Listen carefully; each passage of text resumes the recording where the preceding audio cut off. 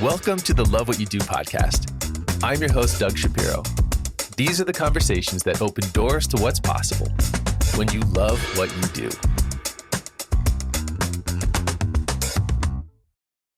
All right, I'm going to fire up the warm-up questions. I feel like I should have got a cheat sheet in advance, but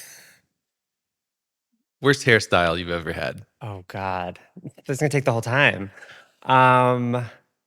So I went to Catholic school growing up, and they would not allow us to have our hair spiked. So I did like the full, like, I don't even know what you call that, like part down the middle. Um, and then that was back in the days of like sun in, so I was looking like a little orange walking around. Nice. It was not cute. And then there was a lot of bleached tips, spiked hair in high school. Nice. Yeah, it was a look. It's definitely a look. All right, what movie have you seen way too many times? Oh, Bring It On.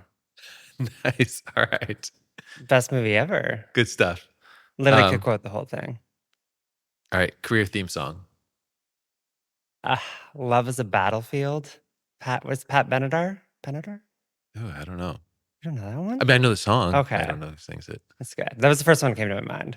Why is that? I don't know. You have to love what you do. Oh, that's a great segue. Yeah.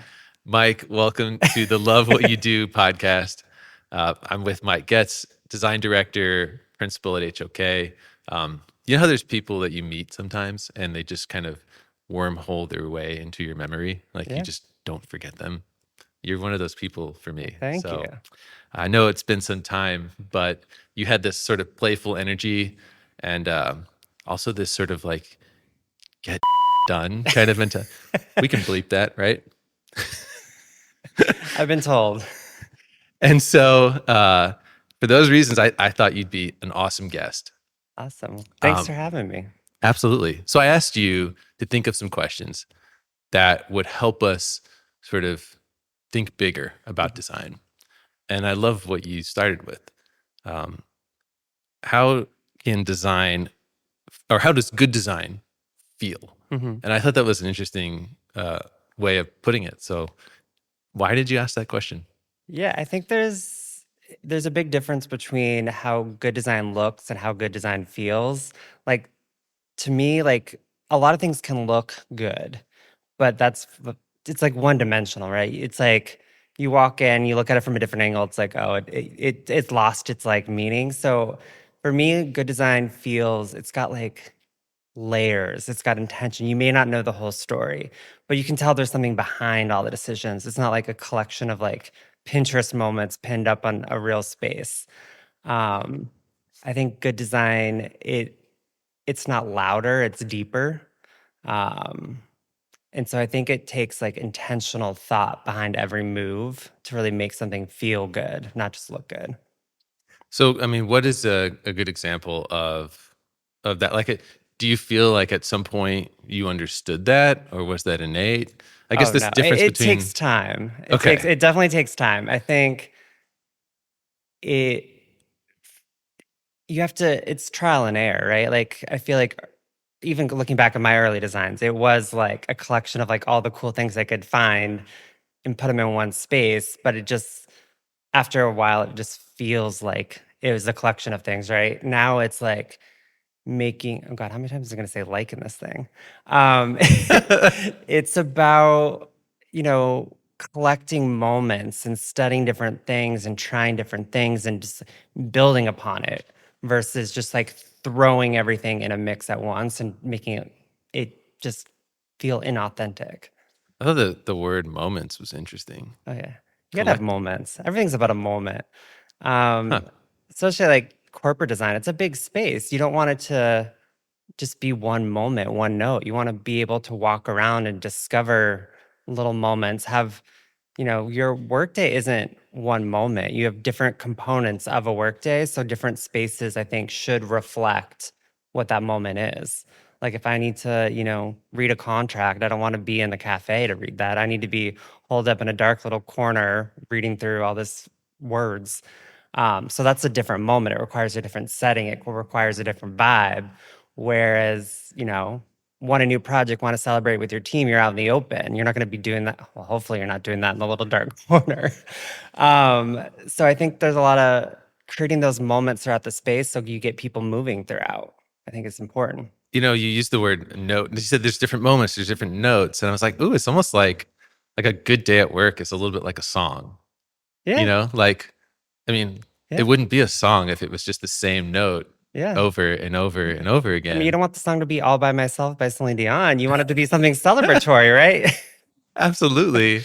Like, and I was even thinking like, now there's all these songs where like it feels like there's like four songs in one. Like if you listen to the new Drake stuff, it's like, wait, is that the same song? Yeah. Or is this a different All the song? sampling. Yeah. Yeah, sampling. Good word. Um, Could have so different yeah, vibes. I could see how like, you're composing when you're designing, right? And you're building a I'm song basically for someone. Mozart. Mozart?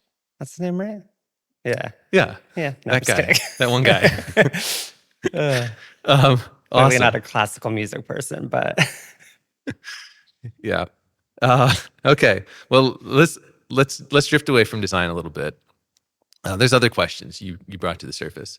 I know in your career you've elevated into different roles of leadership, and you had to do some learning along the way. lots of learning. Yeah. Still learning. I think you said something like, I wish people would tell you this, whatever this is, when you become a leader, but no one tells you until you get there. Yeah, it's interesting. And yeah, like it's funny when you're no one tells you when your dreams come true how much work it is. Like you think like you do all this work to get to that point, and like and this isn't a complaint, but it's like that's when the real work actually starts. Um and for me, like design comes easy, comes natural. Leadership is a completely different animal. Uh it's less about like calling the shots, I think, and more about like carrying the weight. It's a lot of a lot of emotional work, a lot of invisible work, Mm, because you're dealing with space deals with people, but when you're leading, you're dealing with people in a completely different capacity. So I find that you have to change your kind of like when you're dealing with clients, right? You kind of have to change your personality, your persona in a way to relate to them. And that's already a challenge. So now you have to do that plus doing it for everybody that depends on you to lead them. right. So it's I mean, it's good work, right? It's rewarding when it works. It's just a lot. It's a lot of work. It's It's a it lot of is, work. but I mean, the idea of leading creative work, I think, is Yeah. actually unique. I think Yeah. there's concepts around leading creative work that are probably different and maybe don't apply to the same degree as leading other kinds of work. Yeah. Because I mean, design is subjective, right? I'm not leading a team that's solving math problems, right? Where it's a right and a wrong answer. It's subjective. Like what I could deem as classic design or clean design could be completely different to somebody else. I mean, there's definitely like wrongs that can be made for sure. Um, but it's like how do you elevate their design style, their ideas, but not take away from their design ideas and their goals, right? So Yeah. it's a delicate thing to balance for sure. And I know you're also in a situation where you're leading leaders. So Trying. let's go there. Like, is there something that you look for in someone that would be a good leader? Like, how would someone develop themselves to be in that situation? Um, I think drive is a big thing. Like you can teach people skills, but you can't teach people to care. And this is definitely an industry where you have to care, right? Like we're not out here like every movie makes us seem like in our mansions with, the famous architect or whatnot. It's we're a service provider at the end of the day. Like we're at service to a client. We have to deliver for that client. And there is a lot of hard work that goes into it that if you don't care, your design reflects that. And you can't it's not something you can fake. You can't fake being authentic when it comes to like showing up for a client, doing good work for them because it shows. At least I think. Oh, absolutely. I mean, you have to love what you do. Yeah. It's How many, do we get like turn this it's into just like a drinking game? oh, I love it. All right, so like in this in the creative world, not just as a leader, but in doing creative work yourself, um, you mentioned something to me about creative snack breaks, and I was like, okay, this is interesting. Like, where are you going with this? Don't judge me, but it's TikTok for me. Oh, nice. Why would I judge you? That's great. I allow myself 1 hour a day. I call it cultural research.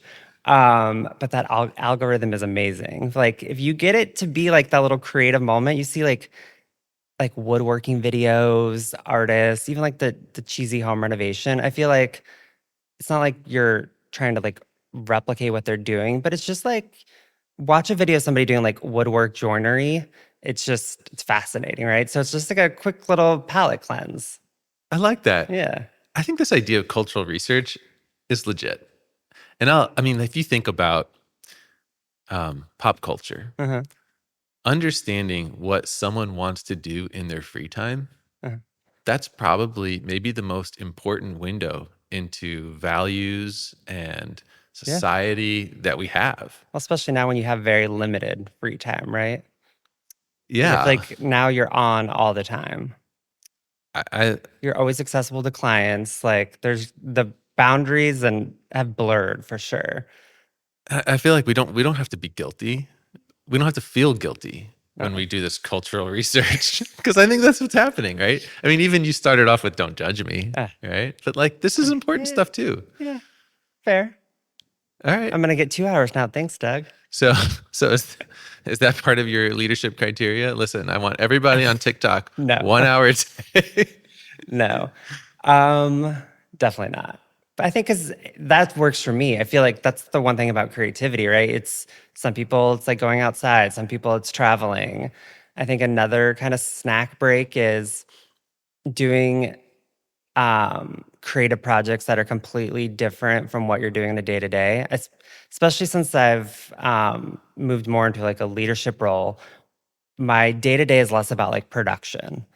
And I miss that. Like, I want like doing a set of drawings and walking away and like I did all these elevations today. I did the space plan. Like, there's a tangible result of that that I can see that day. And when you move into more of a management role, it's more left hemisphere, right? It's like more analytical, more that kind of stuff. And there really isn't a physical end result. So I Mm, think finding moments to like do little creative exercises, little creative activities, I think helps fulfill that, as you said, get done kind of thing. Like I actually made something right with my time today. yeah, So I feel like that's like another kind of reset kind of sure, moment. sure. Um, this has been good. Good little tidbits of advice. Good feel good moments. Let's share a story. I know there's a story behind your why in Uh-huh. being a designer. Um, let I'd love to get into that. Yeah. I feel like I got lucky. I know a lot of people spend a lot of their life trying to find like what their career was. And I feel like I got lucky because I knew from very early what I wanted to do. So my whole design story started. My grandfather used to be the fire chief in town, and then when he retired, he became a contractor. And so I would spend a lot of time with him sitting on his little drafting stool. We got like the blue sorry, we got the blueprints, right? Like, and I would just always sit there and be fascinated with him and his like little level drawing all these homes. And then when I was like 6 or 7, I started spending my summers with him actually doing construction work. I mean, I don't know what a kid at 6 can do. I think I picked up nails for a full summer once. But I would just spend my entire summers on job sites with him, getting paid on a blueberry muffin and a sandwich. It was a great Nice. salary. But yeah, 6 a.m. I get picked up, and I think my mom would pick me up at like noon or something like that. But that's kind of how it started. And then from there, like when I got older, I'd work in a shop and build furniture. And then from there, it's, the typical architect story, Legos, Lincoln Logs. I would build furniture. I'd rearrange the furniture in my room a lot. A couple times I'd get a little crazy and do the whole house. And after that, I'd move to computer programs because it was a little less disruptive to my family. But yeah, I got lucky. And then from there, I went to school for design, got licensed architect, and here I am. That is quite linear. Yeah, I have lucky because there wasn't a lot of like, I want to No. be a doctor for a day. I was a a kinesiology major for a weekend. um, because when I went to school, I thought like, oh, I'm gonna learn how to design my house, and that's gonna be like it. And then it's like you're sitting there doing shadow drawings for 8 hours a day in a studio, and I'm like, I can't do this. Ah, So Friday, I went in to the career counselor, I guess, and switched majors to be a kinesiology major. And then Monday morning, I was the first in line to switch back. It's like, that's what the hell am I doing? that's hilarious. Yeah. Gosh, thank God you did. I wonder if you ever think about like Ah, if you didn't do no, it'd that. be the worst. So I want to go back to your grandfather. Yeah. This is just interesting because I'm imagining you as this little 6-year-old on a job site. Little demon child. Yeah. Yes. A neon. Yep. Do you have any good like what's your best memory of that? So, um, this is a while ago. So I feel, give you like perspective, but there wasn't like much child labor laws. I would say in my small town. So my mom would come like and go to pick me up. And there was this one time we were working in this like condo building, and I was like hanging on the roof with like a rope, and my grandfather's like on the other side, like holding me. And I'm like sitting there fixing a slate tile or something like that. I don't think my heard my mom scream so loud because it was easier for me to be like dangling on the side of a building because weighed like what 20 pounds at that time Right. versus like this big 6'5" guy. So yeah, that's like one thing that comes to mind. That's hilarious. So Yeah. no fear of heights. Uh, maybe now. When you're little, it doesn't count, right? You're I like, guess I'm not. fine. Yeah, grandpa says it's cool, Oh right? yeah, he's a firefighter. He knows what he's doing. Oh my God, my mother was livid, livid. That's a great story. Oh yeah. Um, I love how straightforward things have been for you. I don't think it's typical to have that sort of clarity. Oh, Um, definitely not. yeah, yeah.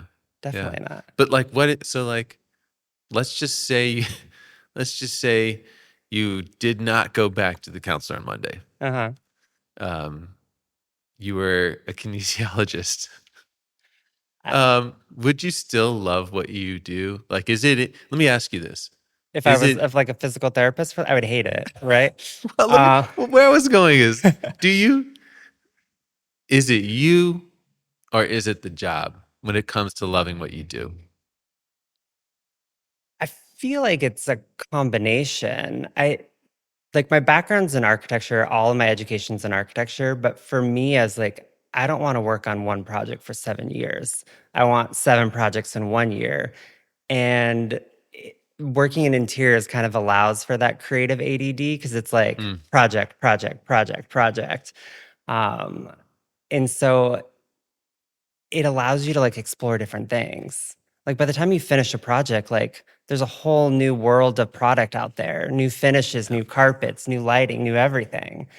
And so it allows you to be different. And I definitely like looking back on my work, there's an evolution and you can see how like where I was at this time and also where we were like design wise culturally.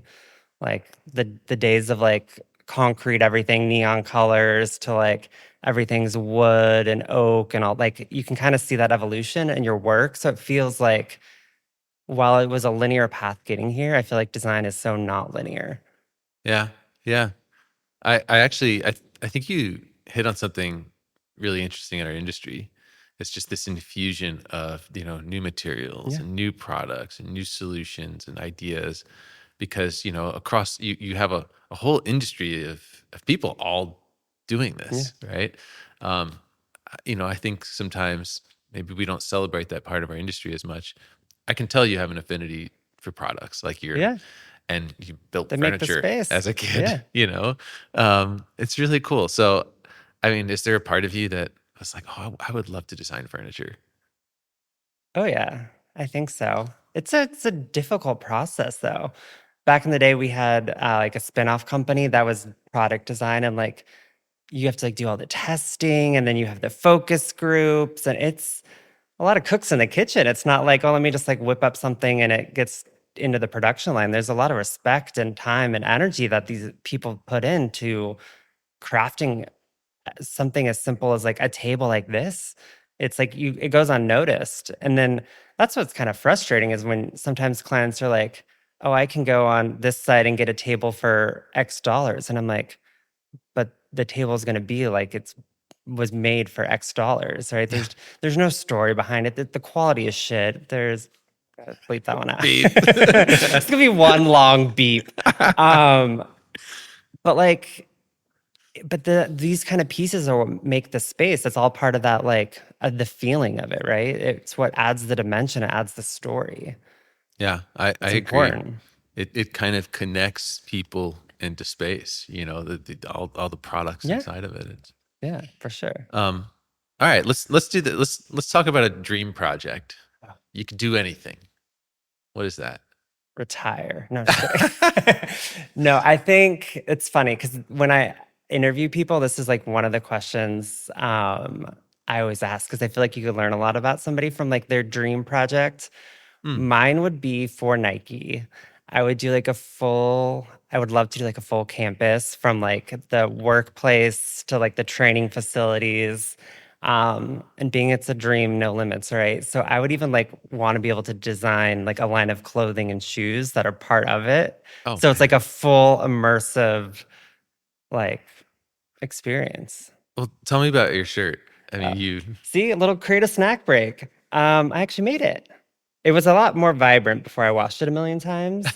Um, but yeah, so I like to do fun little creative projects. Yeah, and you know, it's still white. Like you Oh yeah, haven't I ruined have a it. bib when I eat. You have a bit. Yeah, that's really cool. Yeah, Why, like, is there something about Nike that you just personally love? Like, what's the thing there?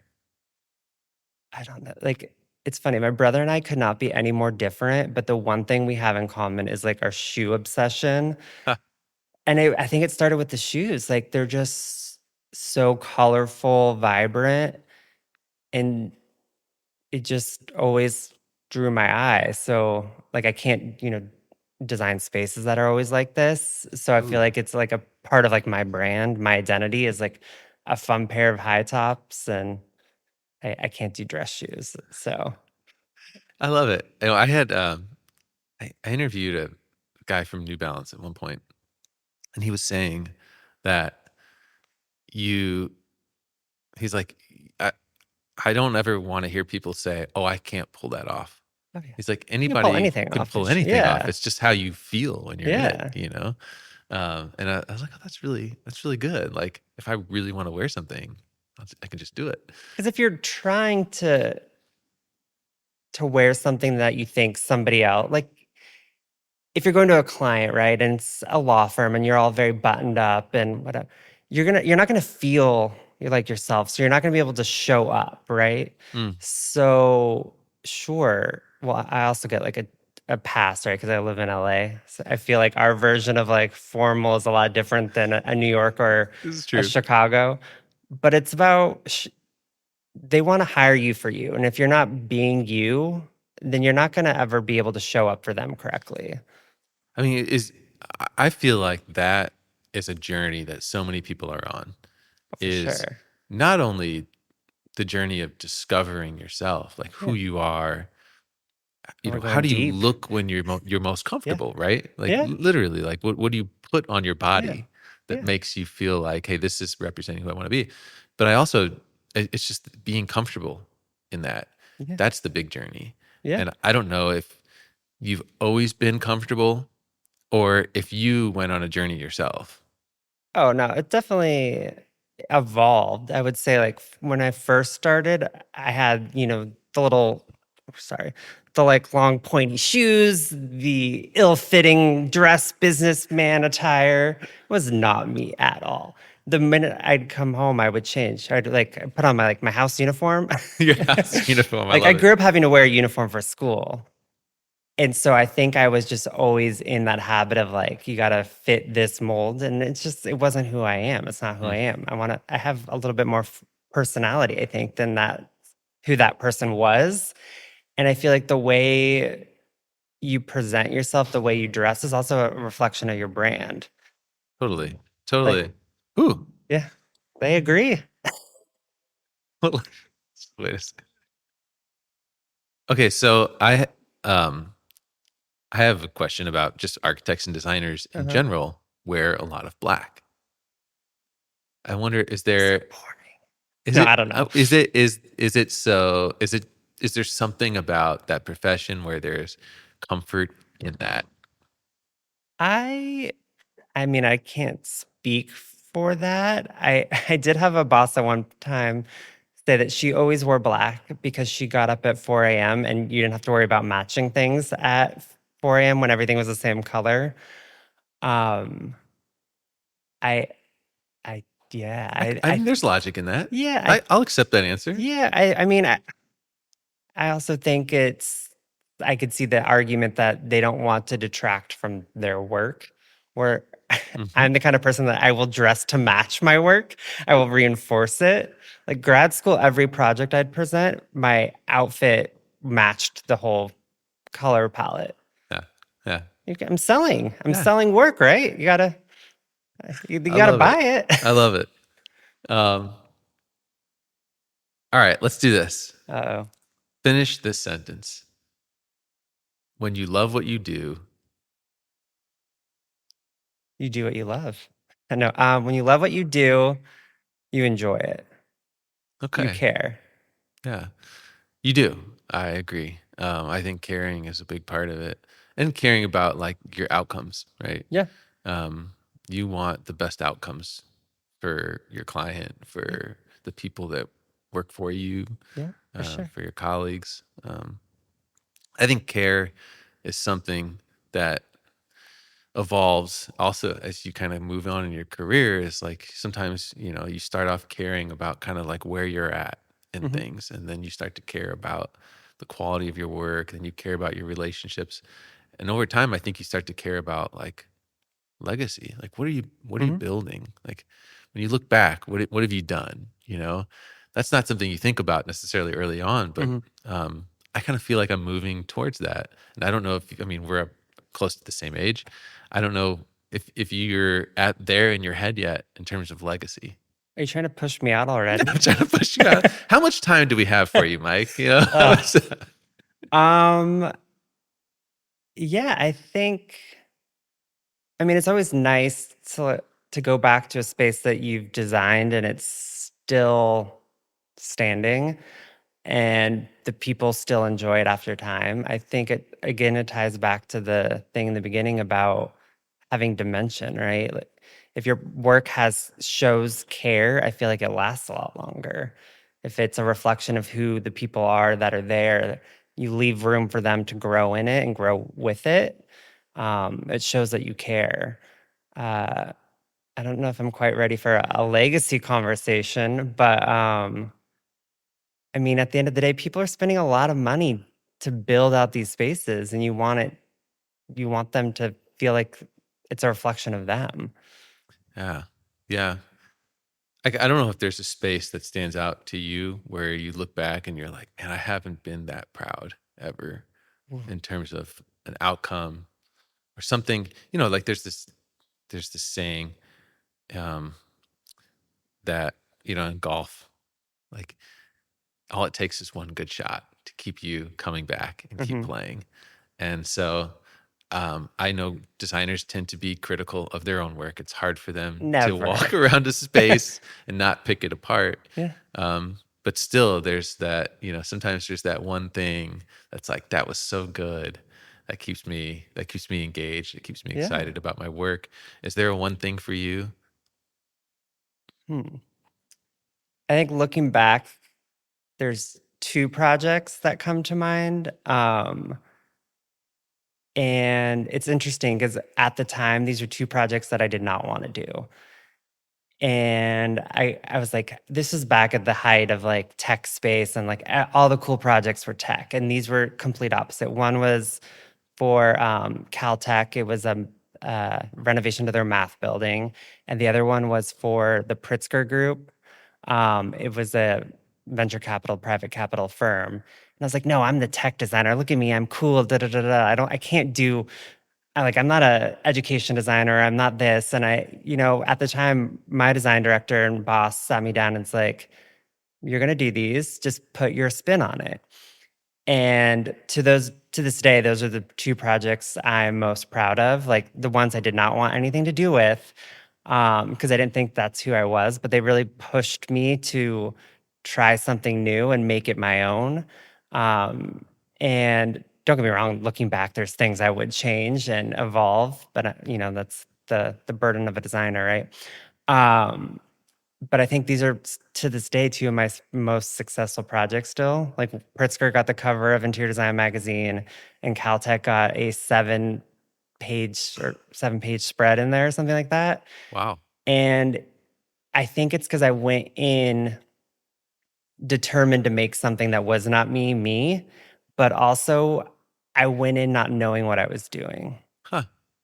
And I had never done an education building before, but so I had to sit and learn how to do it. I had to talk to the professors, some of the smartest people in the world. I'm like, why are you talking to me? But never trying to do math in front of a math professor, I'll tell you that. Um, but it was just a whole learning process, and I fully committed to it. And I feel like it showed. It was Hmm. like definitely an evolution of me as a designer by trying something I didn't want to do and just giving it my all. That's really interesting. I mean, I'm a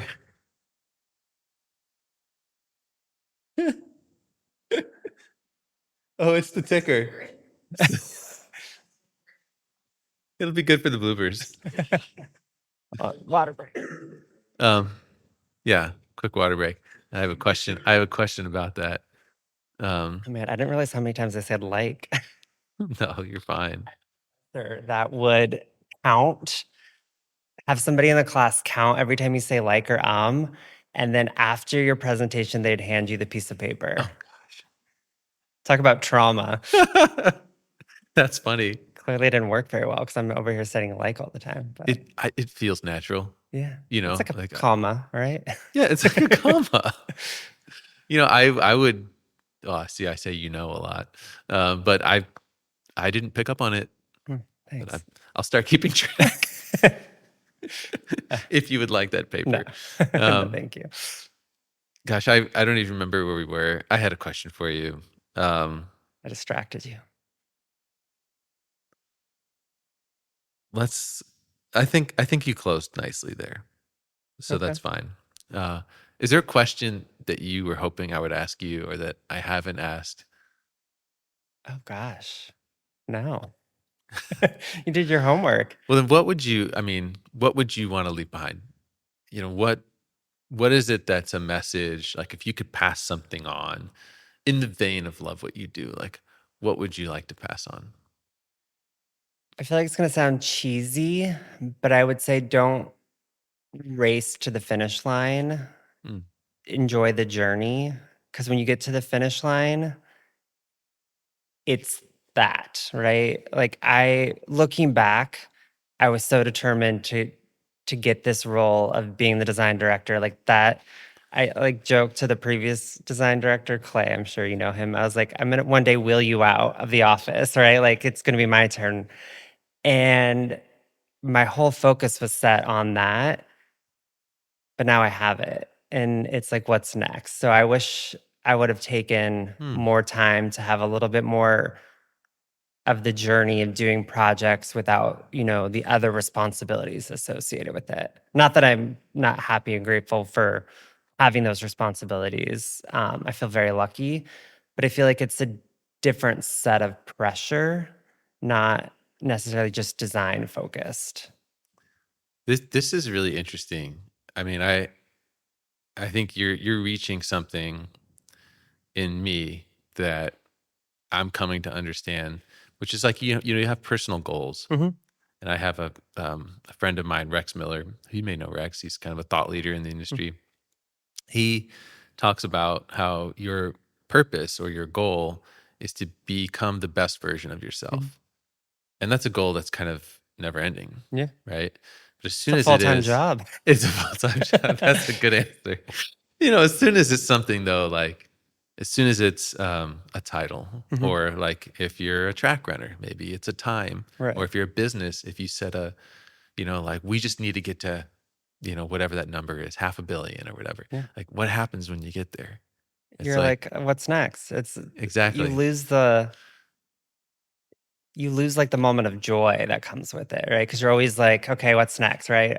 Like my life's there's some country song. It's like you never I'm definitely not gonna sing it, but it's like you Go don't ever for it. enjoy the moment, right? Because you get to the moment, you're like, okay, what's next? I know. I know. That's what therapy's for. You've done well today, Oh, Mike. You've thank been you. my therapy. Oh God, I'm sorry. You're gonna need real therapy after that, then. You were awesome. Seriously. Thank you. Thanks for joining me. Thanks for having me. Yeah. It was fun. Thanks for joining me here on Love What You Do.